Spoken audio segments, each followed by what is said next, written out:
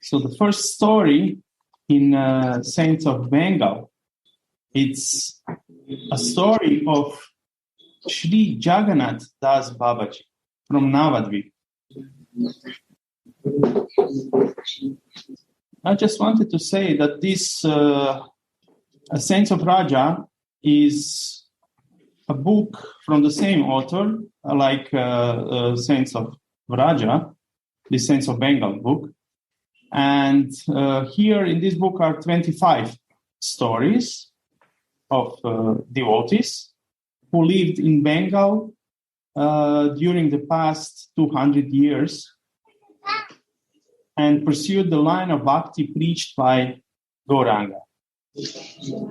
So the first story is this story of Sri Jagannatha Das Babaji. Sri Jagannatha Das Babaji had a very long span of life. He lived for 147 years. He used to stay for 6 months in Vraja and 6 months in Navadvip. He was known through Bengal and Vraja as Siddha Purusha. Once, when he was in Navadvip, Gopinath Naya and Janakinath Raya, two self-conceited landlords of Bugyakula, went to see him. They said to him, "Baba, we are told that you are a Siddha Purusha. Show us some miracle." "What? Who told you that I am Siddha?" As Baba said this, he tapped his stick against the ground several times. He hit with his stick on the ground several times. "Let us go, Baba is angry," said the frightened landlords and began to leave. No, I'm not angry. I was only trying to drive away a she-goat who was eating up the tulsi plant in Lokanath Goswami's Kunja in Radhakund," Baba said humbly. The landlords were surprised. How could Baba see and drive away an animal hundreds of miles away? Immediately, they sent a reply-paid telegram to someone in Radhakunda to seek confirmation of the episode. The reply was that a she-goat had actually eaten up the tulsi plant in Lokanath Goswami's Kunja that day. The landlords again went to Baba and apologized for their arrogance. When they had gone, Baba said to Bihari, his disciple, "Poor souls of Kali, they would not believe without seeing.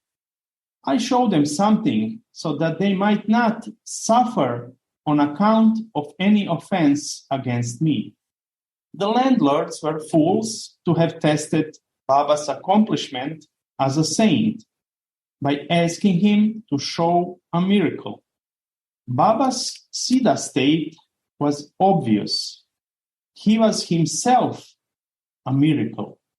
He was at that time 125 years old. His body was bent like a semicircle. His long eyebrows hung before his eyes like curtains. He could hardly walk. If he had to go anywhere, his disciple Bihari had to carry him on his shoulders. Still, his stamina in bhajana was unique.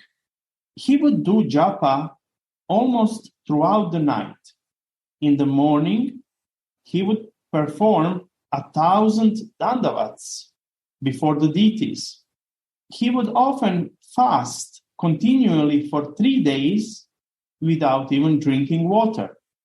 He would offer tulasi leaves to Giridhari with the help of his 2 disciples, who would stand on either side of him and lift his eyebrows with their hands to enable him to do so. In Sankirtana, he would dance and sing and while dancing, jump up to 4 feet above the ground in ecstasy.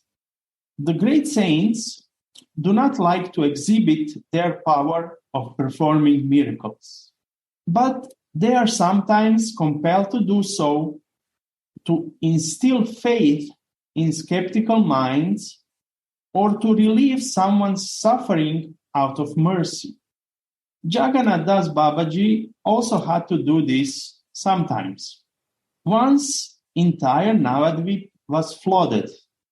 Almost everybody had to quit, but Baba did not. Bihari, who was his only attendant at that time, fell seriously ill. He was the only one who was taking care of him at that time. So he became sick. Pyari Mohana Goswami of Mahaprabhu's temple called a doctor from Kolkata. The doctor pronounced his condition as very critical. He said, "The patient will die before daybreak." Lala Babu, a landlord, called his Kaviraj. He also confirmed what the doctor has said. Then Baba said, "All right, I will see who takes Bihari away from me." He sat near his bed and began to do japa. After half an hour, Bihari opened his eyes and said, "Baba, I'm very hungry." Baba immediately cooked some Mohan bhog and gave it to him to eat. After he had eaten, Baba asked him to go and cook for the deity. Bihari took his bath and began to cook. Bihari was a Brajavasi. He did not know Bengali, but Baba asked him to read Chaitanya Charitamrita every day so that he might listen. He said, "Baba, I do not know Bengali." But Baba asked him to purchase a copy of Chaitanya Charitamrita, which he did. He then asked him to read. Bihari only looked vacantly at his face, confused, looking at his face.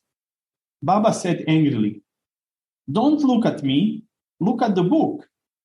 Bihari began to look at the book, and to his surprise, he found that he was able to read Chaitanya Charitamrita like one who had already learned Bengali and studied Charitamrita well.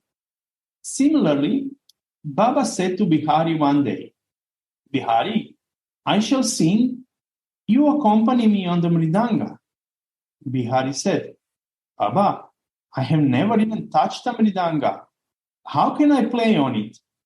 "There is no harm in trying," replied Baba. So Baba started singing, and Bihari took up the mridanga. And lo, he was playing on it like an expert. The Siddha saints sometimes perform miracles even without knowing or willing. In the state of bhava or ecstasy brought about by stimulation of the sentiment of divine love, miracles happen automatically. Because in that state, the saint is in tune with the Lord, the infinite source of inconceivable power of energy, Achintya Shakti, that transcends the laws of nature or science. This happened in the case of Baba on numerous occasions. Once a kirtana party passed by the side of his cottage in Navadvip. On hearing the kirtana, Baba asked Bihari to take him near the party. Bihari at once lifted him on his shoulders and took him there. Baba laid himself prostrate before the party in obeisance. Soon after, the kirtana song filled him with such ecstasy that he stood up and began to sing and dance with the party. He was no more the bent-up old man, who had to be carried by Bihari on his shoulders. He was walking along with the party and singing and dancing with them. This is interesting, this part, because it reminded me of Pran Krishna Das Baba in Radhakund. Like when last month, 2 months ago actually, when we went to Radhakund, we visited Pran Krishna Das Baba, and he was very weak. And we were thinking that he cannot move. And just suddenly, at one moment, he literally jumped up and was quickly walking. It was total surprise. Usually they carry him around, but this time he jumped and was quickly moving, smiling. Just reminding me of him. So this Baba, as he sang and danced, he leaped 2 or 3 feet above the ground in ecstasy, and sometimes fell unconscious on the road. Since the road was under repairs and covered with small pieces of stone all over, the fall bruised his body, but he was absolutely unaware of it. When he thus fell unconscious, the devotees sang kirtana close to his ears. Then he regained consciousness and again started walking, singing and dancing as if nothing had happened. Bhava is contagious. Baba's bhava touched the hearts of the members of the party like electric current, and they were also lost in ecstasy. So this is good point, that bhava is contagious. So true. When we are in association of Vaishnavas who have bhava, we can feel it. We can feel it in the air, this energy. And if we stay in their association, we get contaminated, yeah. We catch that little of that bhava. So that's why it's so much important to be in association like that devotees, that we can get contaminated with bhava. Please, if somebody feels to say something, please do say that it's not just me talking. Maybe somebody wants to say something on this, how bhava is contagious. Okay. Their movements, therefore, became slow. They took 6 hours to cover the distance from Baba's cottage to the banyan tree in Ranighat, where they stopped. Baba was all the time walking with them and dancing and jumping in a state of trance. Baba has practiced a long course of sadhana to attain this state. He always had stoic apathy to the world and was completely free from attachment. He would not even touch money. This sentence is interesting, that it's mentioned in many stories that these saints or these babas, they didn't even want to touch money. This was mentioned now in many stories that we read. Once Bihari was carrying him somewhere on his shoulders. A rich man offered him a rupee. Baba asked Bihari to put it in his pocket. After Bihari had gone about a mile, Baba asked him to turn back and go again to the house of the man. He called the man and said, "Please, take back your rupee. I am told you have thousands of rupees. I could not bear the bite of a single rupee. I wonder how you bear the bite of so many rupees." The rupee was with Bihari. but it was biting Baba because he had touched it mentally by asking him to keep it. Baba lived like an ascetic. His diet was strictly regulated. During the 4 months of the rainy season, he took in the first month only 4 bananas in the evening. In the second month, guavas. In the third month, whey. And in the fourth month, boiled banana flowers without salt. Baba once went to Hrishikesha for mantra purascharana.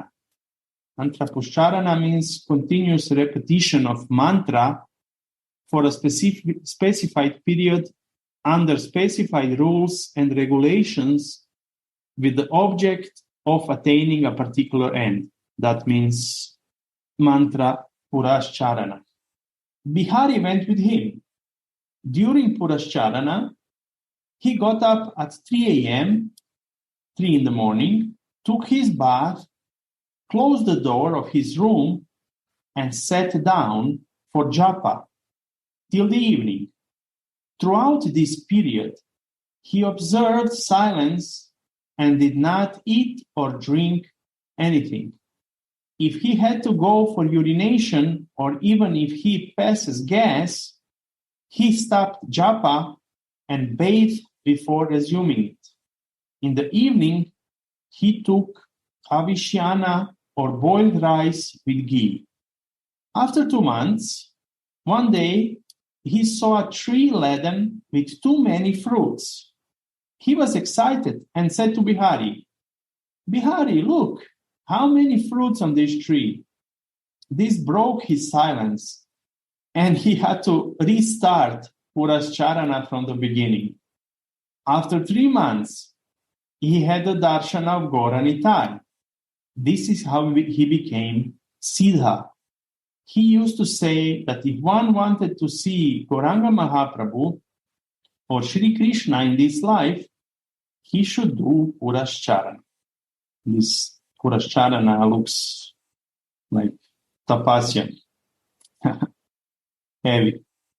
But of course, he said to see Sri Krishna or Gauranga Mahaprabhu. Okay, Gauranga, we can say double Radhika, one Krishna. But we want Radhika, so I think it's a little easier.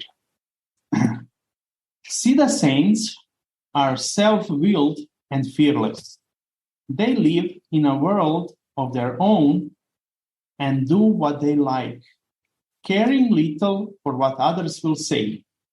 Once when Baba was in Vrindavana, he asked a sweeper to give him a roti to eat. The sweeper said, "Why cut a joke with me, Baba?" "No, not a joke. I am very hungry," replied Baba. "But I am a sweeper. How can you eat bread from my hand?" "What of that? You are a sweeper of Vrindavana. A sweeper of Vrindavana is superior even to Brahmins."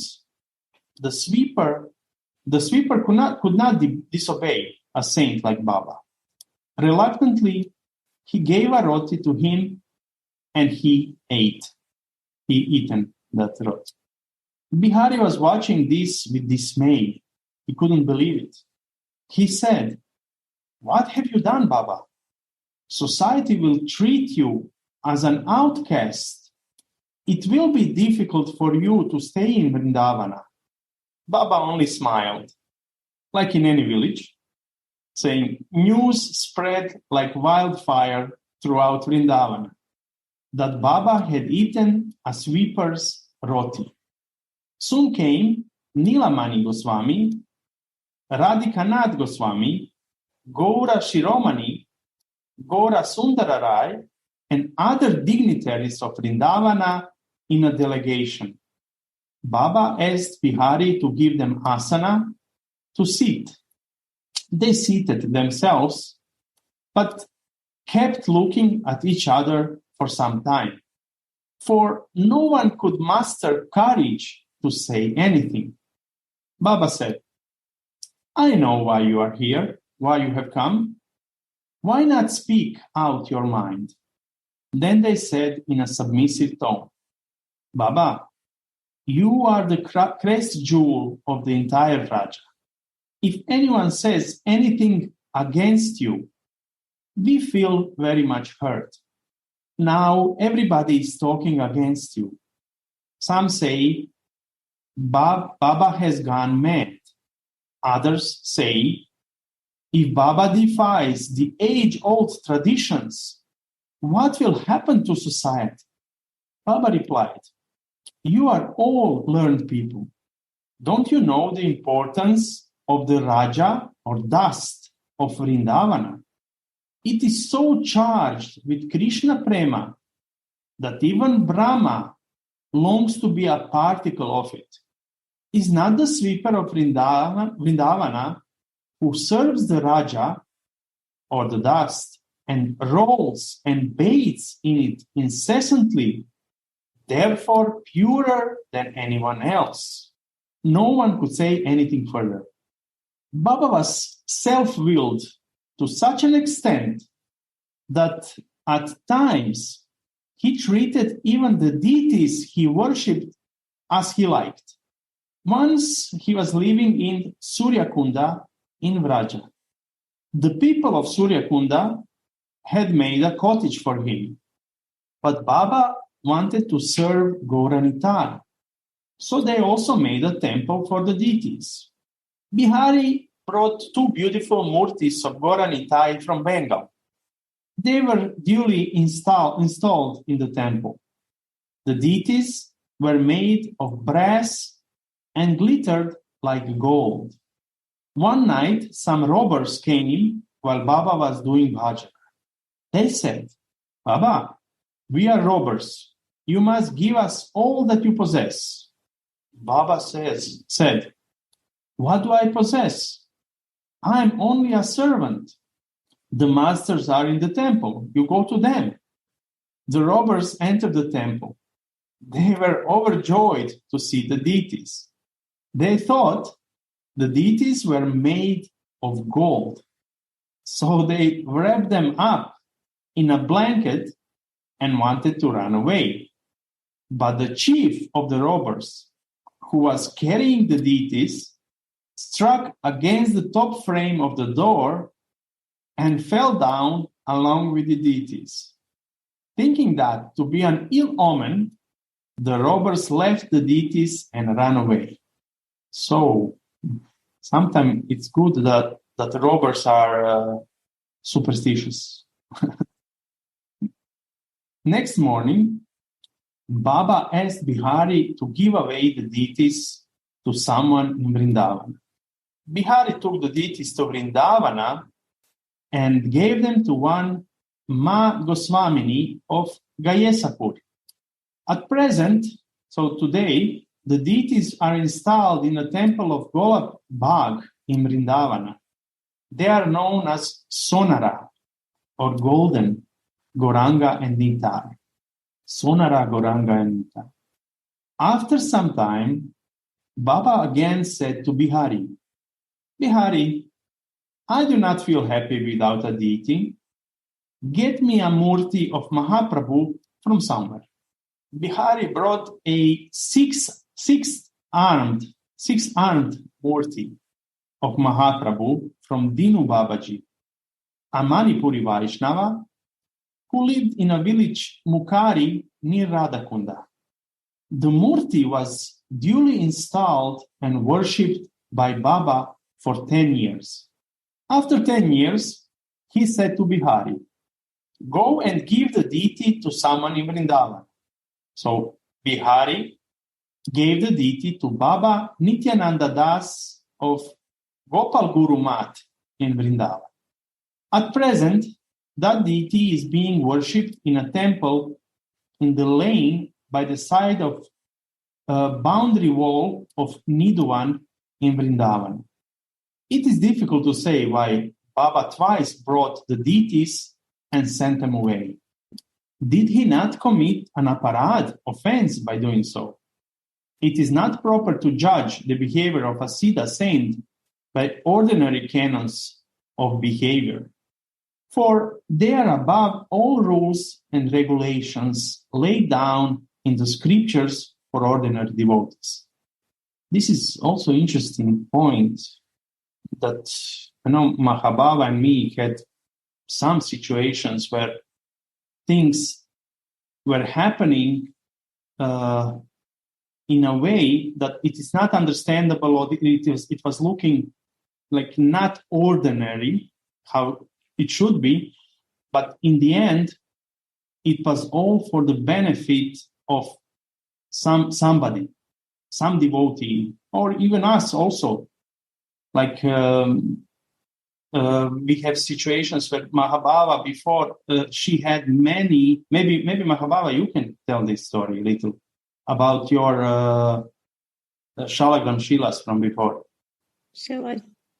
I don't know if I can tell this yet. Not yet, maybe. Not yet. Okay. Yeah. Okay. Okay. So, but anyway, it was interesting how things happened, and it had bigger picture behind it than initially thought.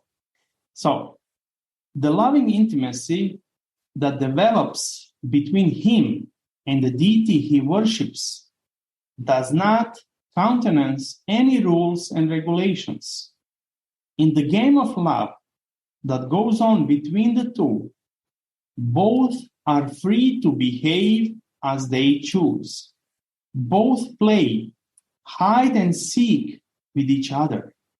Perhaps the two episodes narrated above are examples of hide and seek that was going on between the deities and Baba. Or perhaps the deities had done something to incur the displeasure of Baba. And examples are not lacking of the devotee's chastisement of the deity for his misdeed.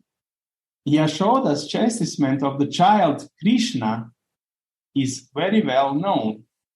The stories of chastisement of the deity by other devotees are also not uncommon.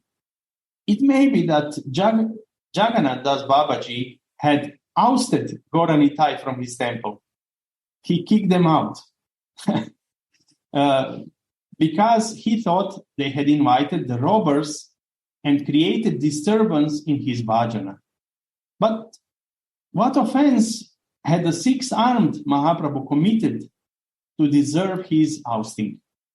Baba alone knows. We don't know. The way of the saints who have realized the Lord are no less inscrutable than the ways of the Lord himself. Once Baba said to Bihari, "Bihari, let us go to Navadvip." "When, Baba?" "When? Just now." So Bihari lifted Baba on his shoulders and started for Navadvipa. As he lifted Baba, he felt like he was lifting a heavy stone. But soon after, he began to feel as he was carrying a thin piece of cloth on his shoulders. Walking all the distance on foot, Bihari reached Navadvip within 9 days. Who can say whether this was due to the miraculous power of Baba or the devotion of Bihari Das to the Guru? When Bihari was passing through the forest of Bhagalapur, he suddenly stopped and began to turn back. Baba asked, "What's the matter, Bihari?" Bihari replied in a low voice, "There is a tiger sitting in front, Baba." Baba spoke commandingly, No, not tiger. A Parshada, companion of Mahaprabhu, who had come to greet you. As he said this, the tiger looked at Baba and disappeared in the forest. The last time Baba went to Navadvip, he decided never to come back to Vrindavana. It's interesting about this tiger. We know the stories that when Mahaprabhu was traveling, Gauranga was traveling there, and the forest animals were dancing with him. when he was singing, doing kirtana. So maybe one of the tigers from that era. The news, so when Baba decided to never come back to Vrindavana, the news spread all over Raja that Baba was leaving Vrindavana for good. Nilamani Prabhu, Radhikanatha Prabhu, and other Vaishnavas, Panditas, and Brajabasis started coming to persuade him not to go. They asked him, Baba, why are you leaving Vrindavana in your old age? The question brought about a sudden change in Baba. His eyes were filled with tears. His body trembled, and the hairs of the body stood on ends. He replied in a voice choked with emotion, I am leaving because I want to pass the last days of my life in Navadvip at the lotus feet of Gauranita. I am a lowly person. I do not know how many offenses I have committed. Gauranitai of Navadvip are more merciful than Krishna of Vrindavana. They condone the offenses of the jiva, give him a loving embrace, and accept him as their parshada or companion. On the way to Navadvipa, Baba stopped at Ambika Kalna to meet his old friend and god brother, the great saint Bhagavan Das Babaji of Kalna. The scene of their meeting was unique. Never had the persons who were present at the meeting seen such a scene before. On seeing each other, both the saints were so filled with joy that they clasped each other, interlocked in each other's loving embrace. They began to roll on the ground in a fit of emotion. This continued for hours. Both seemed to be in samadhi. It appeared that the samadhi would never break. There was nothing unnatural about it, but because it was not a meeting between ordinary persons, but a meeting of hearts between two devotees who had realized Krishna and whose hearts were overflowing with Krishna prema. Prema is so powerful that it makes not only the devotees, but even Krishna rock and roll and dance in ecstasy. Interesting, this is like translation from Chaitanya Charitamrita, and it says rock and roll translation. The disciples of the two saints, however, became very anxious. Vishnudas Baba, the foremost disciple of Bhagavan Das, said to Bihari, it is now 11 p.m. We must do something to bring them back to consciousness. Jagannatha Das Babaji must be very tired and hungry after his long journey. He must have something to eat. Bihari said, yes, Baba has not had even a morsel of food for the last 3 days. As he said that, he lifted Jagannatha Das Babaji in his lap and began to massage his chest. After some time, Baba regained consciousness. Looking at Bihari, he said, Bihari, have you taken food? How can I, Baba, until you have eaten? You have not yet taken anything, and it is now 11 o'clock at night. Night? No, it is evening. Everybody laughed. Baba stayed with Bhagavan Das Baba for 10 days and then went to Navadvip. On reaching Navadvip, Bihari asked, Baba, in which ashrama would you stay? Any ashrama in Navadvip would have gladly welcomed Baba. But Baba said, I will not go to any ashrama. I will stay under a tree. So he stayed under a tree.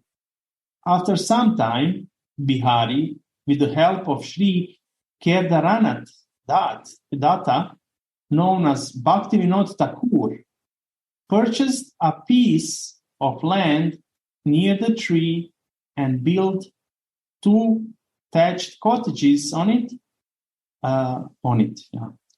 Later, 3 brick cottages were built and a boundary wall erected around them by Sri Vanamali Rai Bahadur of Tarasa.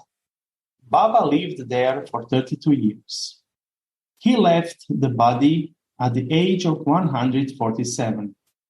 There was a Keli Kadamba tree in Baba's ashrama, under which he used to sit for meditation and chant Hare Krishna. After Baba's disappearance, the tree began to dry up and its bark fell off. On its naked body appeared the words Hare Krishna, which, though not very distinct, could easily be read. 4 or 5 days before Baba left the body, he said to Bihari, Bihari, you have rendered so much service to me, but I have not yet been able to do anything for you. Today, I will give you 4 or 5 cartloads of wealth. Well said, Baba.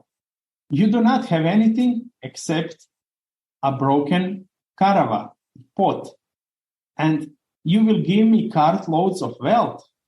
Oh, Bihari, you do not understand. I will ask Mahaprabhu, and he will easily arrange.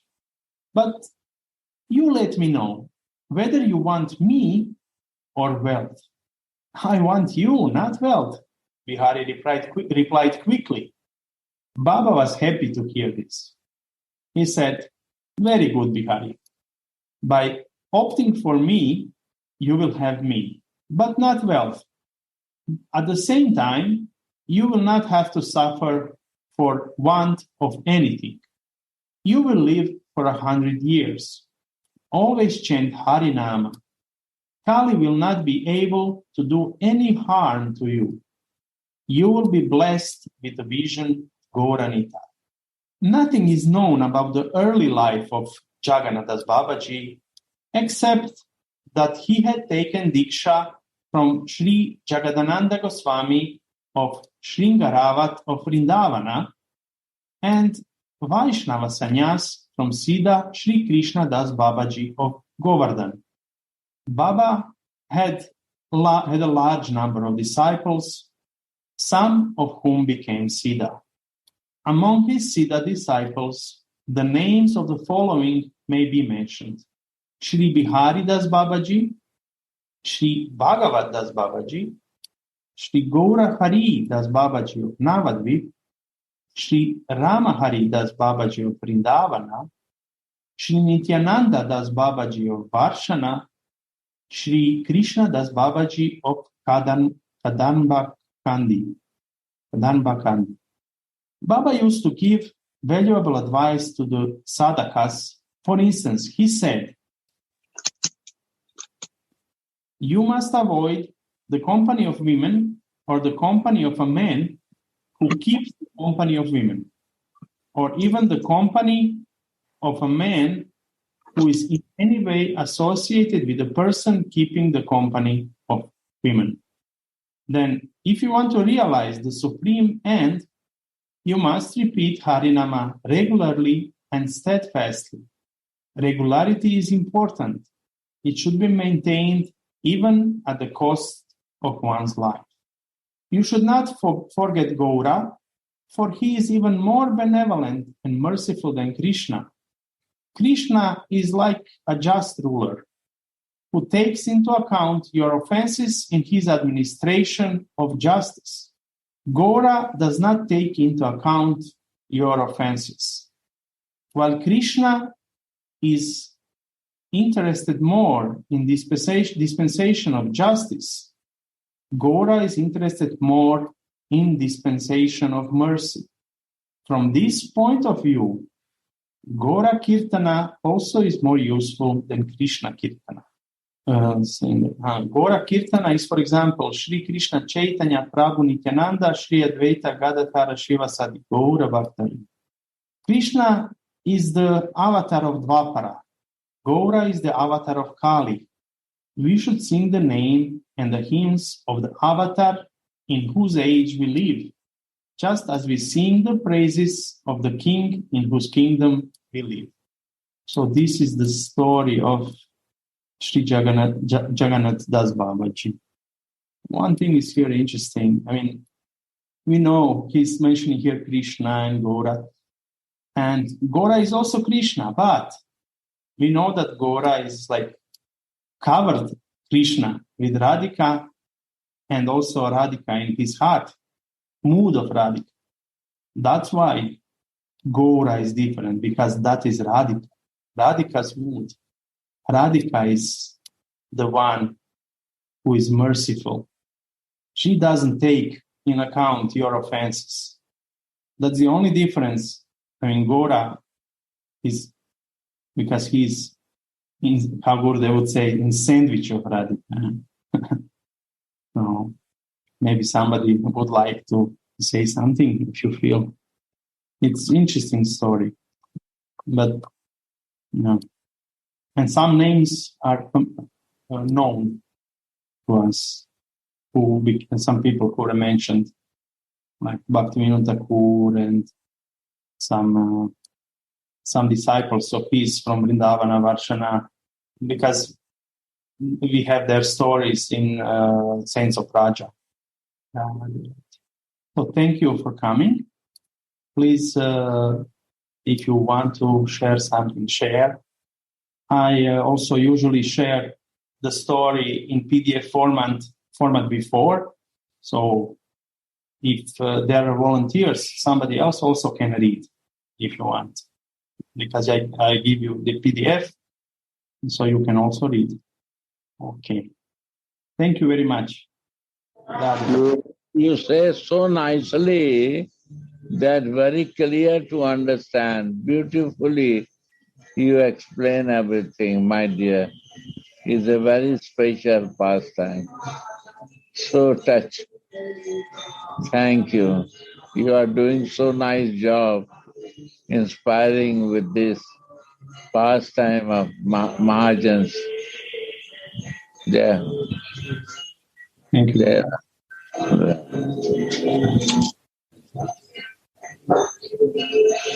Okay, then see you next week for the next story.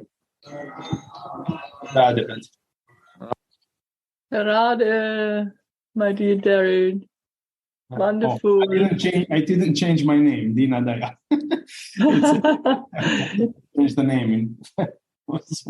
Dina Daya, so nice. Thank you much. Really. Jai Sri Radhe. And please, everyone, bless me that I can do this continually. That's for your pleasure of everyone. Very nice backdrop you have. I like this very much. Oh. How you make this? Actually, I'm using some special software. Ah, wow. So it's working, like it's almost real, but it's not. Wow. It's not through Zoom. Zoom, it's not so good quality, this backdrop. But wow, very nice. So it's a software. Wow. Yes. It's free software, but you have a NVIDIA graphic card. So. Yeah. So nice, huh? The special picture of the Sankirtan movement of Mahaprabhu. Yeah, I was thinking to put something in connection with Saints of Bengal. So 100%, very nice. When we see this, we see the influence of this, what is behind Mahaprabhu, right? How he influenced and other saints the whole group and how much enthusiasm is there when they are singing the holy names. Yeah, and here we can, in this actually, we can see what was in the story about Baba, when because they were spreading Baba. Yeah. Everybody was contaminated. Yeah. Baba.